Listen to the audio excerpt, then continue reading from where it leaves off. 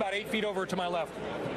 Hey there, Brian. Yeah, what a crowd is forming around the cast of Mad Men, set to premiere its 5th season on AMC this weekend. We're joined by the cast of Mad Men. I'm sure you know many of these people: John Slattery, Christina Hendricks, January Jones, John Hamm, and the CEO of Lionsgate, John Hvaltheimer, Vice Chairman of Lionsgate.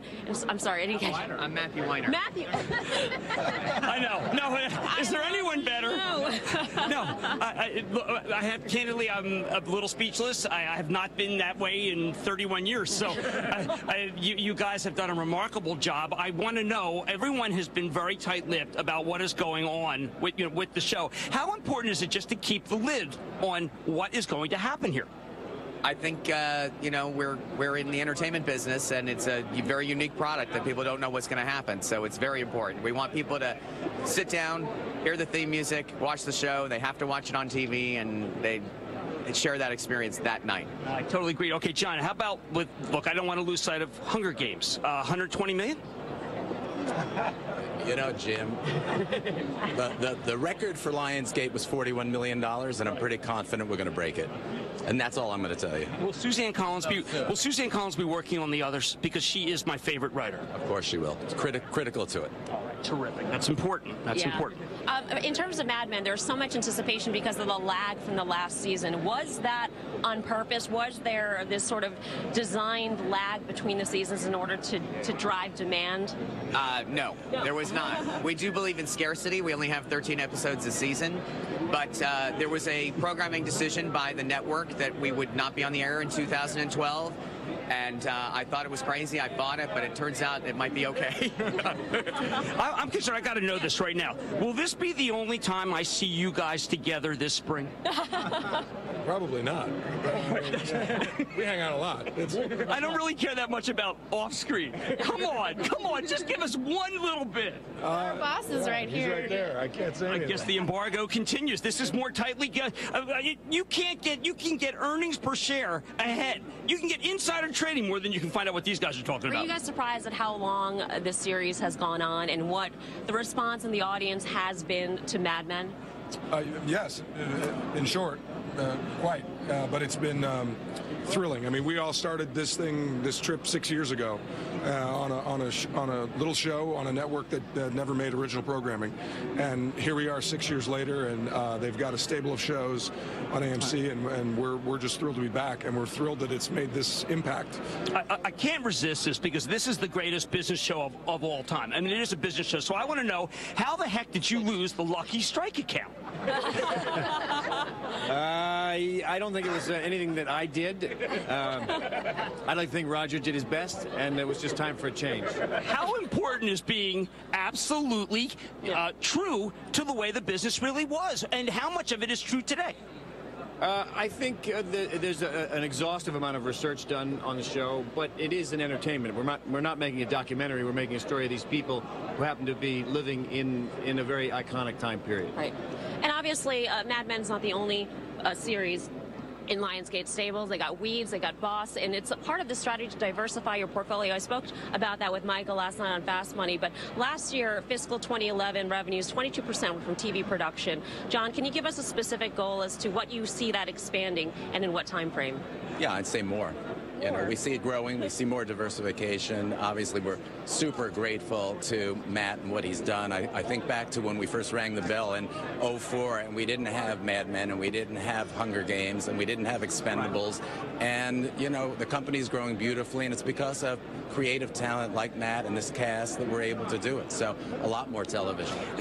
And the stock of Lionsgate has been absolutely on fire. I mean, in today's session, another 52-week high. Yesterday in the after-hour session, it was up even 3%. So it continues to build and build and build. And part of this, obviously, is Hunger Games, but it is a franchise. And a lot of your other successful movies have been franchises as well, built around book series. So there's one after the other after the other. Is that also part of your design strategy in terms of your movie franchise? We started thinking 3 or 4 years ago, how do we have more franchises that are repeatable? It makes it a lot easier to do, and you don't have to start from scratch each time. We've got coming out in a few months, What to Expect When You're Expecting. We think that'll be a franchise. Expendables 2 coming out soon. I think that's absolutely a part of our strategy, and I think it's working.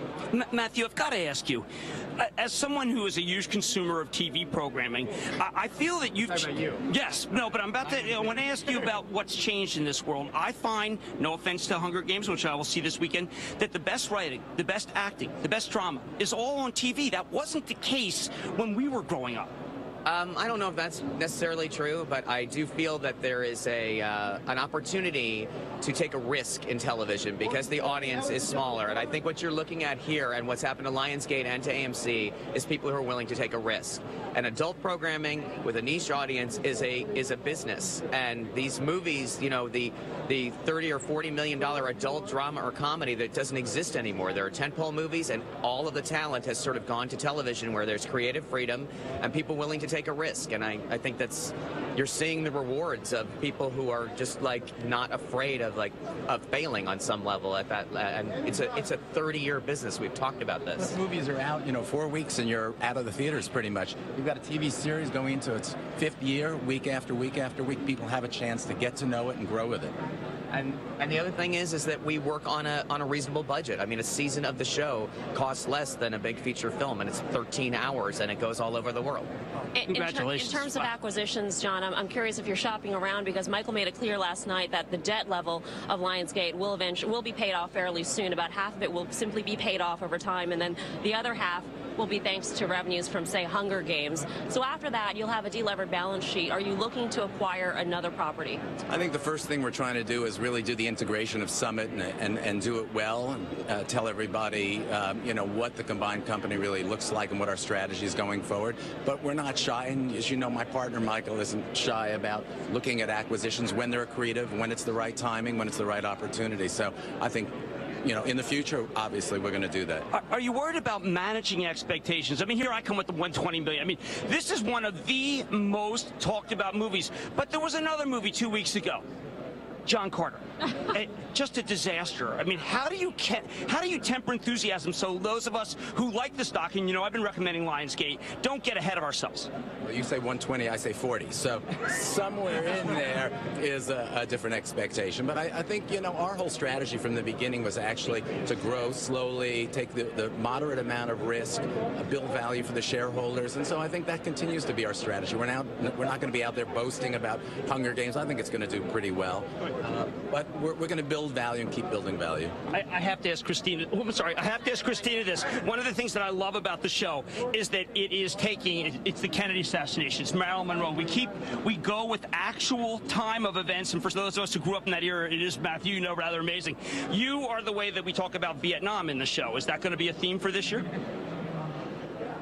I think you can do that. Can't she do that? Theme for this interview. So no comments. To say anything. I mean, we have to address it. I mean, we left the last season, in that place, and we have to address it. That's where we are. So I'm going to leave it at that. Hey, that's enough. I'm thrilled that you're going there. Yeah. You have to watch the show. That's really, and I will. It's an old-fashioned strategy, but basically, we want you to watch the show. Come and see the show. All we can tell you is these people are going to be here. The story will continue, and we're very excited to be back. We can't wait for people to see it. We finished the entire season. We've never done that before, and we're all sort of sitting here like we're dying to talk about it, believe it or not, and we just can't wait for people to see it. What's different this season also is the Netflix streaming aspect of it.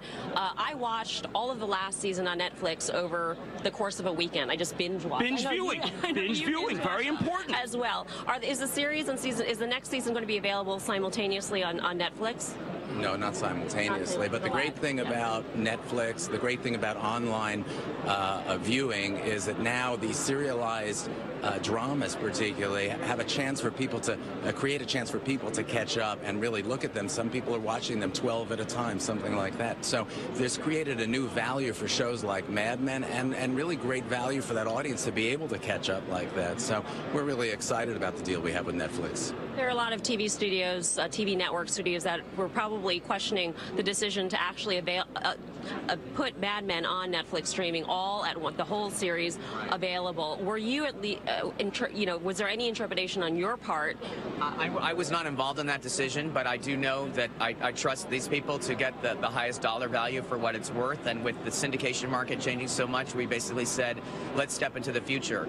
But as far as I knew, when we start, it's so hard for people to believe what's happened in the last 6 years.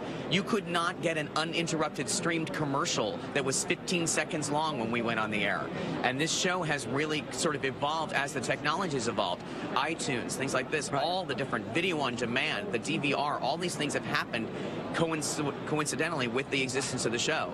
So we're the first thing to go into the future with that. I'm very proud of it. But it was the carousel, the breakthrough carousel episode. I'll never forget it. Unbelievable. Unbelievable. That's great. Thank you. All right, guys, one more time. North of 100 on Hunger Games? Oh, I hope so. I really do. Oh, boy. All right. Millions of dollars or just... Oh, come on. Guys, you've been great. Thanks so much for your time. Guys. Thank you so much. The cast of Mad Men, Thank you. along with the CEO of Lionsgate, John Feldheimer, the producer of Mad Men, Matthew Weiner, and the vice chairman of Lionsgate, Michael Burns. Brian, over to you. Melissa and